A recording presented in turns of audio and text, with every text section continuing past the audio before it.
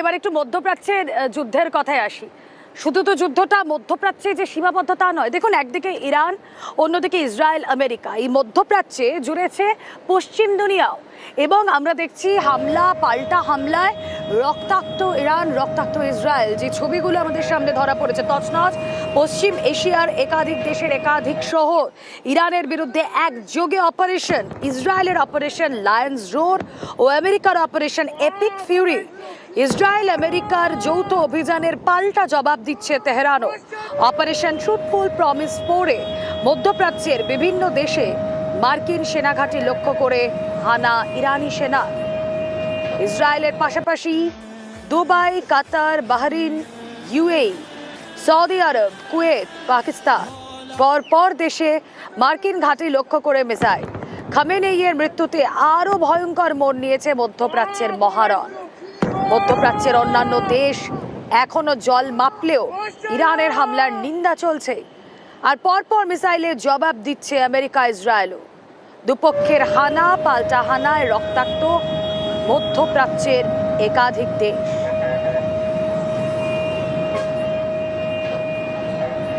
Israel আমেরিকার যৌথ হানার জবাব পশ্চিম এশিয়া জুড়ে মার্কিন সেনাঘাঁটি লক্ষ্য করে মিসাইল তেহরানের। পর ক্ষেপণাস্ত্রে তছনছ একাধিক শহর। সৌদি আরবের রিয়াদে মার্কিন দূতাবাসের ড্রোন হানা। এক্সপোস্টে সারি সারি মিসাইলের ভিডিও দিয়ে সরাসরি ইসরায়েলকেও হুমকি, হয় তেল আভিভ ছাড়ুন নয়তো বাংকারে থাকুন বলে হুমকি। ভোর হতে তেল আভিভে পর ক্ষেপণাস্ত্র। যদিও হাত গুটিয়ে বসিয়ে নেই ইসরায়েলও ইরানের বন্ধু হিজবুল্লাহকে শিক্ষা দিতে লেবাননে হানা, হিজবুল্লাহর অর্থনৈতিক সেন্টারে হানা। মুহূর্তে ধসে পড়ল সেই বহুতল। ইসরায়েলের হানায় নিহত কমপক্ষে 52, জখম 154।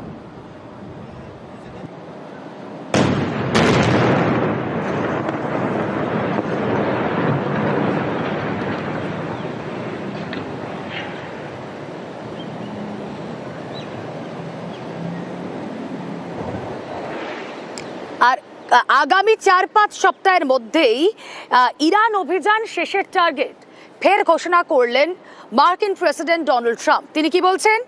ইরানের ক্ষেপণাস্ত্র পরিকাঠামো ধ্বংসই তার চ্যালেঞ্জ। তেহরানের নৌসেনা ধ্বংসেরও চ্যালেঞ্জ ডোনাল্ড ট্রাম্পের। বিশ্বের 1 নম্বর রাষ্ট্রীয় মদতপুষ্ট সন্ত্রাসী দেশ ইরান। শুনবো মার্কিন প্রেসিডেন্ট ঠিক কি বলেছেন। Our objectives are clear. First, we're destroying Iran's missile capabilities, and you see that happening on an hourly basis, and their capacity to produce brand new ones, and pretty good ones they make. Second, we're annihilating their navy. We've knocked out already 10 ships at the bottom of the sea. Third, we're ensuring that the world's #1 sponsor of terror can never obtain a nuclear weapon through a deal that was signed foolishly by our country. We're ensuring that the Iranian regime cannot continue to arm, fund, and direct terrorist armies outside of their borders. আসুন এই বিষয়ে কথা বলি। আন্তর্জাতিক সম্পর্ক বিশেষজ্ঞ দেবাশিস নন্দী রয়েছেন সঙ্গে। দেবাশিস বাবু, স্বাগত জানাবো নিউজ 18 বাংলায়। আমি রুমেলা কথা বলছি আপনার সঙ্গে। দেখুন, মার্কিন প্রেসিডেন্ট ডোনাল্ড ট্রাম্প তিনি বারবার স্পষ্ট করছেন যে সন্ত্রাসে মদত পুষ্ট, সন্ত্রাসে মদত দেয় যে দেশ, তার মধ্যে অন্যতম হচ্ছে ইরান। তাকে ধ্বংস করাই, এই সন্ত্রাসী মদত ধ্বংস করাই মূল চ্যালেঞ্জ। কিন্তু এই সন্ত্রাসী মদত ধ্বংস করতে গিয়ে ইরানের ওপরই অ্যাটাকে, এই যে পাল্টা হামলাগুলো হচ্ছে, যে এত রিটালিয়েশন আসছে, প্যারালালি তো আরো একটা সন্ত্রাসের পরিবেশ তৈরি হচ্ছে। একদম ঠিকই বলেছেন। অর্থাৎ মার্কিন যুক্তরাষ্ট্রের যে ডবল স্ট্যান্ডার্ড পলিসি, সেটা আরেকবার প্রমাণিত হলো। যখন ওয়ার্ল্ড ট্রেড সেন্টার ধ্বংস হয়েছিল তখন মার্কিন প্রেসিডেন্ট জে.ডব্লিউ. বুশ জুনিয়র বলেছিলেন আন্তর্জাতিক সন্ত্রাসবাদের বিরুদ্ধে আমাদেরকে লড়াই করতে হবে, সেটা করেওছে। কিন্তু দেখা যাচ্ছে আরেক সন্ত্রাসবাদী রাষ্ট্র পাকিস্তান তাকে সঙ্গে নিয়েই করেছে এবং তাকেও এখন মদত দিচ্ছে। পাশাপাশি মধ্যপ্রাচ্যের যে আমেরিকার নীতি দেখা যায়, তারা ইরাকের বিরুদ্ধে একই কথা বলেছিল এবং গাদ্দাফির পরিচালিত যে লিবিয়া, তার বিরুদ্ধে একই কথা বলেছিল। আসলে হচ্ছে সেই দেশে দখল করে তেল সম্পদের অধিগ্রহণ এবং সেই দেশগুলোতে পাপেট সরকার গঠন। ইরানের বিরুদ্ধে সেটা করবে। ইরানের বিরুদ্ধে বিভিন্ন সময়ে আইআইএ এবং আমেরিকার যে বিশেষজ্ঞরা অভিযান চালিয়েছিল যে ইরান গোপনে পরমাণু বোমার পরীক্ষা নিরীক্ষা করে কিনা, সেটা প্রমাণ পায়নি। কিন্তু যেহেতু ইরান বশ্যতা মানেনি, অর্থাৎ সৌদি আরবের মতো অন্যান্য মধ্যপ্রাচ্যের দেশগুলোর মতো সুন্নি দেশগুলোর মতো বশ্যতা মানেনি, সেহেতু ইরানের উপর একটা ক্ষোভ রয়েছে। সেটা 80-র দশক থেকে হয়েছে, ইরাক ইরান যুদ্ধের সময় থেকে। সুতরাং এটা হচ্ছে একটা হাই টাইম আমেরিকার পক্ষে ইসরায়েলের সঙ্গে নিয়ে যে ইরানের উপর হামলা করা, এবং এই যুক্তিটা দিচ্ছে, প্রোপাগান্ডাটা এটা করছে যে ইরান সারা বিশ্বে, বিশেষ করে মধ্যপ্রাচ্যে, উত্তর আফ্রিকাতে সন্ত্রাসবাদ ছড়াচ্ছে, পাশাপাশি সেখানে গণতন্ত্র নেই, সেখানে পলিটিক্যাল ইসলাম, সেটা র্যাডিক্যালিজমের কথা বলছে। সুতরাং এই কারণ দেখিয়ে ইরানের উপর হামলা করতে চাইছে। কিন্তু এটা করার ফলে যেটা হচ্ছে, আপনি খুব সুন্দরভাবে বললেন উপস্থাপনা করতে গিয়ে প্রথমে, যে এটা তো পাল্টা যে রিটালিয়েশন হচ্ছে, সে তো অনেক লোক মারা যাচ্ছে। অর্থাৎ এন্টার মধ্যপ্রাচ্যের যদি রাজনৈতিক ইতিহাস দেখি, তাহলে দেখবেন 80-র দশক এবং তার আগে থেকে শুরু করে বিভিন্ন সময়ে আমেরিকার যে ইনভলভমেন্ট, সেখানে মধ্যপ্রাচ্যের ভালো কিছু হয়নি। উপরন্তু মধ্যপ্রাচ্যের যে আমেরিকার অনুগামী রাষ্ট্রগুলো, তাদের ক্ষতি হয়েছে। কারণ আমেরিকা কখনো চায় না মধ্যপ্রাচ্যে গণতন্ত্র ফিরুক, স্থিতিশীলতা ফিরুক। অর্থাৎ এই উত্তেজনা থাকলে আমেরিকার যে আধিপত্য, সেটা আরেকবার প্রমাণ করতে পারবে মধ্যপ্রাচ্যের রাজনীতিতে।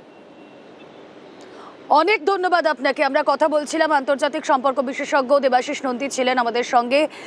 যে পরিবেশ, যে হামলা, পাল্টা হামলার পরিবেশের কথা আপনাদেরকে বলছি, আরও কিছু ছবি আপনাদেরকে দেখাবো। মধ্যপ্রাচ্যের মহাযুদ্ধের আজ দেশে দেশে ছড়াচ্ছে, এই কথাটাই বলছিলেন আন্তর্জাতিক সম্পর্ক বিশেষজ্ঞ। এর আজ শুধুমাত্র মধ্যপ্রাচ্যে সীমাবদ্ধ নেই। এখন ইরানে মার্কিন আগ্রাসনের অভিযোগে বিক্ষোভ, আমেরিকার মাটিতেই জোরালো ট্রাম্প বিরোধিতা, এশিয়ার একাধিক দেশ, সেখানেও ছড়িয়েছে যুদ্ধের আজ। বাহরিনে ককটেল বম নিয়ে বিক্ষোভ, গাড়ি লক্ষ্য করে এলোপাথারি ককটেল বম্বিং। আগে বিক্ষোভ পাকিস্তানের করাচিতেও, বিক্ষোভের আজ ভারতের শ্রীনগরে।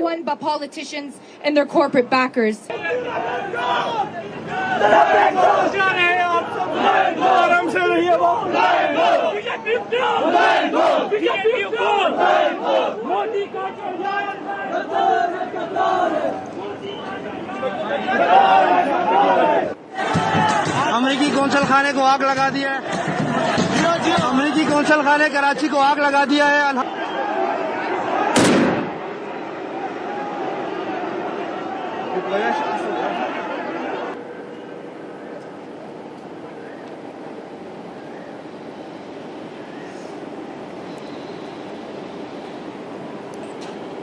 শুধুমাত্র মধ্যপ্রাচ্যে সীমাবদ্ধ নয় এই যুদ্ধের আজ, দেশে দেশে ছড়িয়ে পড়ছে ক্ষোভ, বিক্ষোভ। আগে এই বিক্ষোভ পাকিস্তানের করাচিতেও, বিক্ষোভের আজ ভারতের শ্রীনগরেও।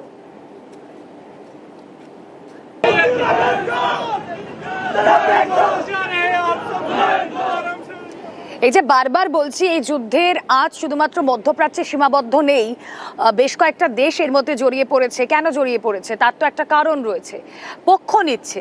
তার কারণ এটাই যে প্রত্যক্ষ এবং পরোক্ষ প্রভাব রয়েছে এই যুদ্ধে, যার ফল সুদূর প্রসারী।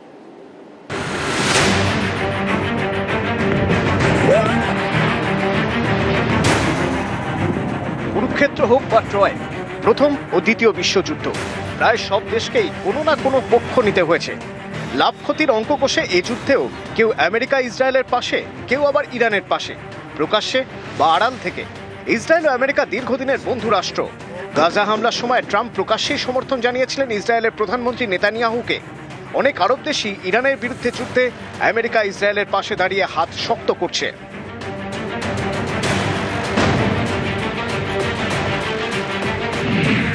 সৌদি আরব, কাতার, সংযুক্ত আরব আমিরশাহী, বাহরিন, কুয়েত আগে থেকেই আমেরিকাপন্থী। তারা সরাসরি ইরানকে একঘরে করে ফেলতে চাইছে। ফ্রান্স, জার্মানি ও ব্রিটেন জানিয়েছে ইরানের পাল্টা হামলা থামাতে তারা আমেরিকা ও ইসরায়েলের সঙ্গে কাজ করতে প্রস্তুত। এই তিন দেশের নেতারা এক যৌথ বিবৃতিতে এই অবস্থান জানিয়েছেন। বিবৃতিতে লেখা হয়েছে, ইরান যেভাবে নির্বিচারে ও মাত্রাতিরিক্ত ক্ষেপণাস্ত্র হামলা চালিয়েছে তা হতবাক করেছে।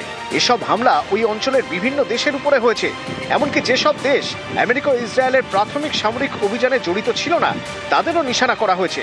আমেরিকা ইসরায়েলের পাশে দাঁড়িয়েছে বেলজিয়াম, কানাডা এবং ইউক্রেন।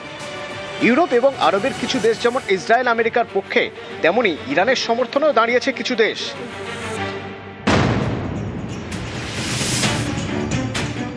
রাশিয়া এবং চীন বরাবর ইরানের বিভিন্ন সিদ্ধান্তে প্রকাশ্যে বা পরোক্ষে সমর্থন জানিয়েছে।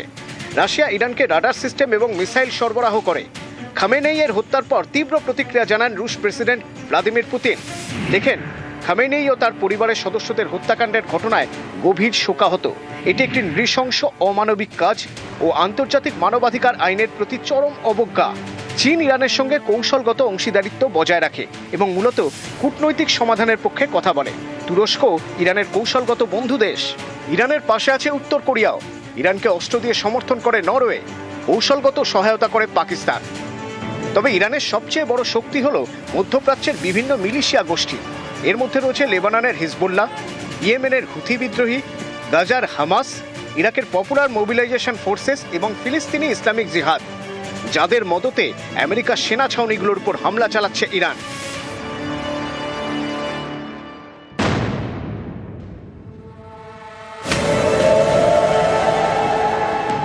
ভারত শান্তির পক্ষে। মধ্যপ্রাচ্যে অশান্তি যত বাড়বে, ভারতেও তার প্রভাব বাড়বে। তাই দুই পক্ষকেই যুদ্ধ থেকে বিরত থাকতে আবেদন করেছে ভারত। ইসরায়েলের প্রধানমন্ত্রী বেঞ্জামিন নেতানিয়াহুকে ফোন করেছেন ভারতের প্রধানমন্ত্রী নরেন্দ্র মোদী। সে কথা জানিয়ে সোশ্যাল মিডিয়ায় লিখেছেন, ইসরায়েলের প্রধানমন্ত্রী বেঞ্জামিন নেতানিয়াহুর সঙ্গে ফোনে কথা হয়েছে। বর্তমান পরিস্থিতি নিয়ে বিস্তারিত আলোচনা হয়েছে। সাম্প্রতিক পরিস্থিতি নিয়ে ভারতের উদ্বেগের কথা জানিয়েছি এবং সাধারণ নাগরিকদের নিরাপত্তাকে অগ্রাধিকার দেওয়ার কথা বলেছি। যত দ্রুত সম্ভব এই যুদ্ধ বন্ধ করারও কথা জানানো হয়েছে ভারতের তরফে। News 18 Bangla.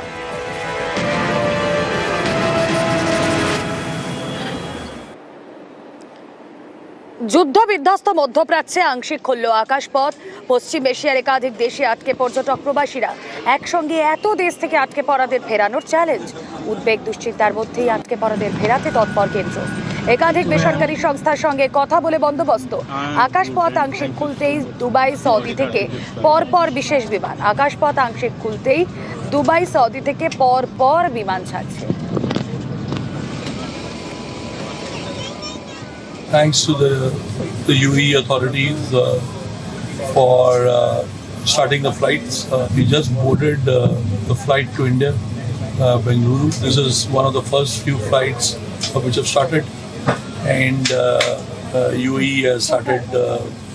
I believe even Abu Dhabi has started the flights. As of now, I'm pretty excited that I'm going back home. Welcome on board to this flight to Bangalore. This is the first flight? It was very scary and also exciting. The airlines moved us to a 5-star hotel, and there were so many explosions happening around that hotel. It was pretty scary.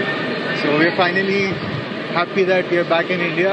We landed in India. I was so scared until the flight landed as well.